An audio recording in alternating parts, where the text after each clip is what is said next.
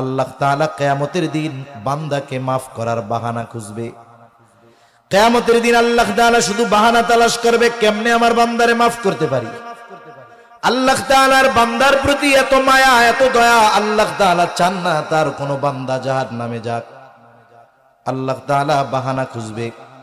হয়তো বাহানা এমনও হতে পারে, আল্লাহ তাআলা ডাক দিবেন, ইয়া ইব্রাহিম, হে ইব্রাহিম। হাসরের ময়দানে এই আওয়াজ শুনে যত ইব্রাহিম আছে সব আল্লাহর কাছে হাজির। আল্লাহ তাআলা হয়তো বলবে, আমি ডাকছি আমার খলিল ইব্রাহিমকে, তোমরা আসছো কেন?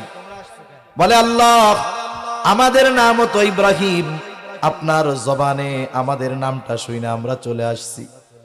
আল্লাহ তাআলা হয়তো বলবে, বান্দা, আমার খলিলের নামের সাথে তোমার নাম মিলে যাওয়ার কারণে আমি আল্লাহ তোমাদেরকে আজকে মাফ করে দিলাম।